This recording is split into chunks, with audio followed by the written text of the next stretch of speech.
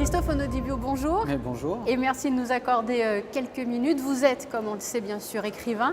Comment vous êtes-vous préparé à endosser le costume de maître de cérémonie cette année? C'est toujours difficile parce qu'il y a un côté, dans maître de cérémonie, il y a maître. Donc il faut que j'ai une certaine gravité. Et puis cérémonie, il faut en même temps que ça soit, je ne vais pas dire joyeux, mais léger. Il n'y a rien de plus pesant qu'une cérémonie trop sérieuse. Donc je me suis préparé très sérieusement. En fait, ça tombait assez bien parce que la plupart des sélectionnés sont des gens que j'ai lus, notamment un certain nombre de jeunes talents dont je suis extrêmement heureux qu'ils soient là ce soir. Donc j'ai préparé une sorte de petit événement assez rythmé, mais qui restera centré sur à la fois l'efficacité et puis la colonne vertébrale de la cérémonie, c'est-à-dire récompenser des artistes dans toutes les disciplines, comme le voulait le Prince Pierre, c'est-à-dire qu'on parlera d'art, on parlera de littérature, et puis on parlera aussi de musique. De musique, oui. Alors vous parliez à l'instant de jeunes talents, justement.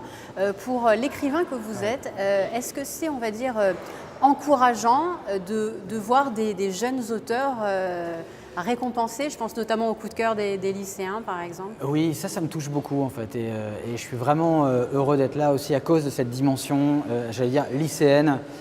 J'ai été lycéen, je rencontre en fait des lycéens. J'ai eu la chance d'avoir pour plonger à la fois le Grand Prix de l'Académie française, mais aussi le prix Renaudot des lycéens.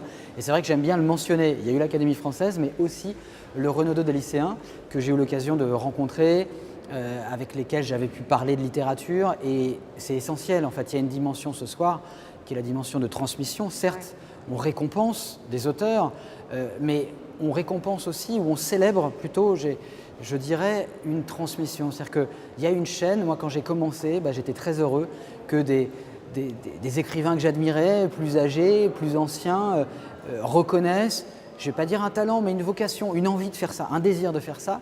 Et c'est vrai que ça me rend très heureux de recevoir des premiers romans et de voir, après, de rencontrer la jeune romancière ou le jeune romancier qui se cache derrière ces premiers romans, et de voir qu'il y aura toujours, dans leur chambre, ou à l'aube, ou très tard le soir, ou la nuit, des jeunes gens dans ce pays qui se mettent à avoir l'envie d'écrire un livre, de raconter une histoire, de coucher sur une feuille de papier ou l'écran de leur ordinateur ou leur smartphone, peu importe, une histoire, quelque chose qu'ils ont envie de dire. Et ça, je trouve ça extrêmement précieux pour un pays, pour l'Europe, d'être ce continent où on continue en fait à créer, et où les anciens, je suis maintenant un ancien, continuent finalement à veiller sur les jeunes qui arrivent, comme on a pu veiller sur moi. Et sans les anciens, moi je ne serais pas là aujourd'hui.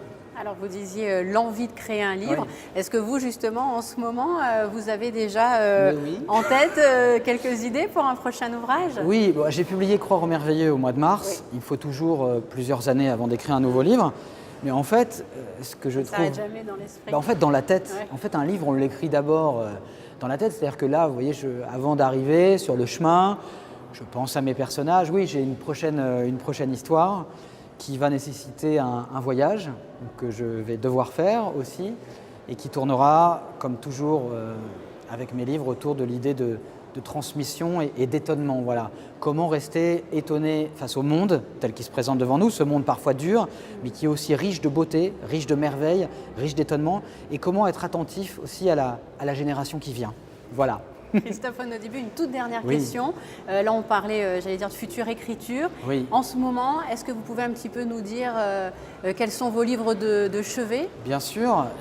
Je suis absolument épaté, conquis par un livre qui s'appelle Une Odyssée, un père, un fils, une épopée, qui est le dernier livre de Daniel Mendelssohn, qui est une figure de la vie intellectuelle, qui avait écrit Les Disparus, en fait, où il partait en Ukraine, dans l'actuelle Ukraine, à chercher l'histoire de sa famille. Ils étaient tous morts pendant la Deuxième Guerre mondiale. Et là, en fait, il raconte une histoire qui est une histoire de transmission, le voyage qu'il a fait avec son père sur les traces d'Ulysse en Méditerranée, car il avait un père de 80 ans qui a tenu à assister à son séminaire à New York, au milieu des étudiants de son fils.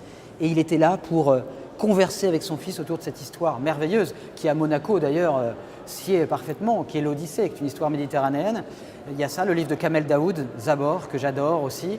Et voilà, je dirais que c'est les deux livres qui en ce moment me transportent. Et puis puisqu'on est à Monaco, j'aurais quand même rendre hommage à un lieu que j'adore ici, qui est le musée océanographique, à Monaco, où j'ai eu l'occasion de venir pour plonger. à l'époque et de rencontrer son directeur, Robert Calgagno. Et on avait parlé des requins et voilà, ce sont des animaux qui me tiennent à cœur et l'avenir aussi des océans, l'avenir de la mer, notre survie à nous hommes qui dépend aussi, je veux dire, de la survie de cette étendue marine qu'il faut continuer à explorer intelligemment comme on le fait à Monaco et de façon très lucide parce que notre avenir est là aussi. Et donc je suis très heureux de revenir à Monaco pour ça et de penser, parce que je n'ai pas eu le temps d'y aller malheureusement, mais à ce musée, mais je reviendrai bientôt. D'accord, bah écoutez, rendez-vous est pris. Merci beaucoup. Merci et je rappelle que cette année, vous étiez donc le maître de cérémonie du palmarès de la Fondation Prince Pierre, édition 2017. Voilà. Encore merci et bonne Merci continuation. à vous, Merci. merci.